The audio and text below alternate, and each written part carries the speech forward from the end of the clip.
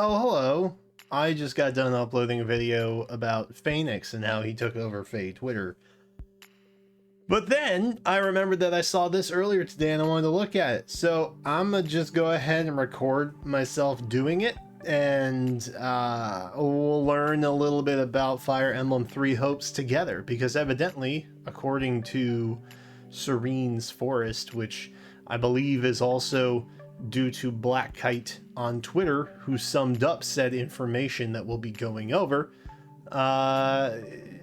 Famitsu, which is a publication in Japan, covers a lot of Nintendo stuff when it comes out, had some new stuff about Three Hopes to talk about. So let's talk a little bit about that.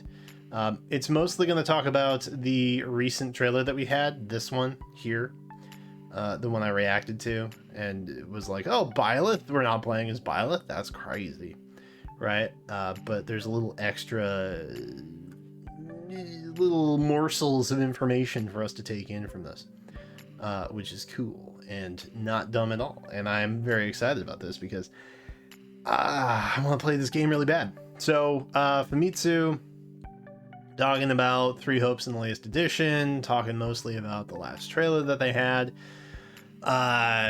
So Serene's Forest is going to piggyback off of Black Kite, and I'm going to piggyback off of Serene Forest. And so thank you to Black Kite, because frankly, you are doing God's work, evidently. Most of the screenshots are going to be taken from that trailer, so it should all look relatively familiar to everybody. Evidently, characters in the game will have a preferred class. Some will be exclusive to those characters. Shez, our new avatar, will be the only character able to be a Fliegel, the dual-wielding class. That's fun. Hubert prefers to be a Dark Mage, Hilda a Brigand, Dedu Armored Knight. So this shouldn't be like a big shock to anybody. Preferred classes are like a thing. Not everybody plays Three Houses and sets off to make Bernadetta a mage so that you can yell explosion. Konosuba reference, Erica Mendez. It's, if you know, you know. Much like Three Houses and Fire Emblem Fates, characters will have personal skills. Some of these implement elements. Hubert evidently has darkness. Hilda has lightning. Very cool. And then we just have some stills of the actual attack animations that we can see here. I like the glowiness. That's fun. Glad they kept that detail. That's pretty cool. And what else? Dedu can charge up power and unleash devastating attacks. PogChamp. It's unknown at this time how much elements will be spread around the characters, but in Dynasty and Samurai Warriors game, elements attacks usually gave the user some benefit, like the ability to break blocks immediately, cause burns, various effects. Armor Knight class can buff nearby allies' defenses. Joint drive defense? What? That's crazy. It will probably come in use in any defensive-oriented mission. Some Warriors games put the players into, yeah. So if you've never played the Warriors game, there are sometimes scenarios, right? Think of it as like a Fire Emblem map where you have to reach a certain tile or an exit within so many turns. It's like that, but a little bit harder, probably. Depending on the difficulty that you're on, right? But Warriors games, sometimes the time limits that you have to do something is like kind of insane, to be honest. There are many times where I frustratedly tried to get through Samurai Warriors 3, and it was just a nightmare. Because the timed things, if you are under leveled and whatnot, it's hard. It's hard to get through and still meet your time cap. And there's conditions that you have to meet to unlock certain stuff. And there's a lot of replay value, which is a benefit, right? But sometimes it can be a little frustrating. Hopefully that's not the case here, but we'll see. Characters learn new combat arts and spells by raising their class level. Characters have different characters will learn different ones even in the same classes. Durability is seen again as a cost for using combat arts, but there is still no further details on the mechanic. Durability is very strange to have in a game of this style. True. And I wonder if it's mostly just to prevent combat art spam. Also very true. Yeah, so like if you go awakening mode and just spam that nonsense in Fire Emblem Warriors 1, as I'm gonna call it now, yeah. Yeah, that would make sense. There should be some sort of limit. Otherwise, the game is just easy mode, and if you're gonna do that, you might as well just play on easy, right? Right. So I can see that being something they implement to do some sort of limitation to like make sure that you're actually doing some kind. I mean, okay, so Mosu can just be like a button masher, right?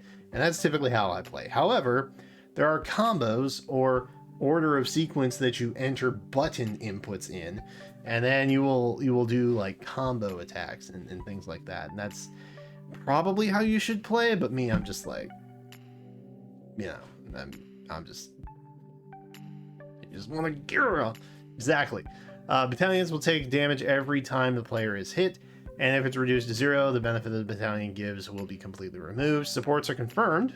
Yeah, figured we kind of knew that. And they will give additional adjunct stats buffs along with the usual conversations and the like. So if you don't know, in the Warriors game, in the first Warriors game rather, basically you could pair up, right? And if you were fighting next to another character enough on a map, you would unlock supports basically. And this was kind of an easy way to just sort of spam that. It's similar to pair up in Awakening, right? Where you could just develop supports that way. It's very similar. It will feel very natural to you. Rest assured. It's not anything that a Fire Emblem player would not be familiar with. But yeah, supports are cool, and usually the supports in the first Warriors game actually allowed you to unlock like Ascension type materials. Fate Go players will understand what I'm talking about there.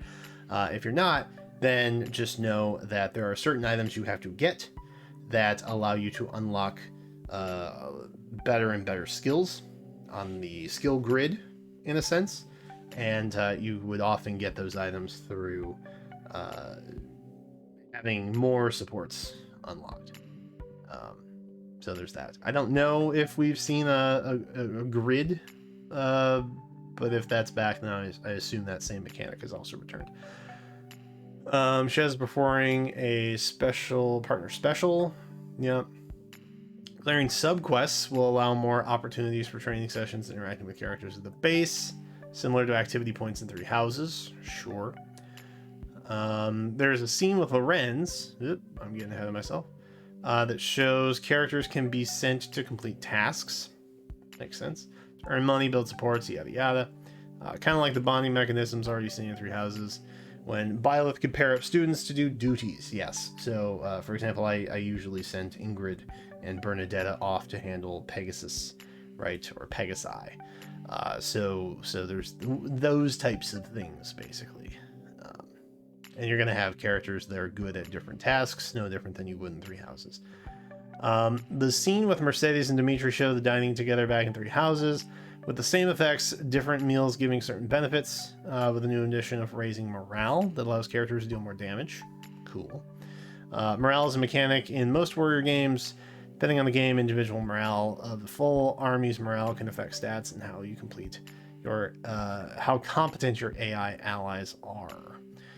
3 Hopes uses an episode system, clearing main quests advance the storyline, while subquests give benefits, not too unlike how Hyrule Age of Calamity works. Yeah, so if you played that, that's another way to kind of get like extra weapons, certain things that you might need. So they're borrowing just the warriors stuff from that. So nothing too out of the ordinary there. Screenshot of Anna. Love that. It doesn't appear like she's changed since 3 houses. I mean, does she ever really? It's hard to tell, but she seems to be talking about her line of secret shops. So there could be secret shops. That's cool. I like that. We love that. This was, I think, a scene that people were very interested in, right? People were trying to figure out who these 2 Barosifs were. A small screenshot of Holst and Duke Burgleys fighting. In the trailer, it doesn't pause long enough to see them. But it's pretty good. That's pretty good stuff. And then that's pretty much it. I don't think we actually have confirmation. It's just popular opinion, evidently. But I could see them being pretty accurate on that, to be honest. I think the hair color and style more or less help give a key indicator as to who they probably are. So if you're in this camp, you're probably right. I'll just leave it there. And evidently Nintendo Insider did a fair amount of screenshot grabbing, so shout out to them as well. But that pretty much covers what Famitsu said. More or less the stuff that you guys were probably thinking in your noodle pans is just more or less confirmed at this point. Alongside this old so-and-so here, I don't think it's out yet. It's probably scheduled for later in the week. But this weekend I will have a video out about who this is, who we've come to know who this is, and when they may be appearing in Fire Emblem Heroes. Interesting. But hey, that's it for me right now. Hey, I might be streaming today, so you should check that out if you're free. Yeah.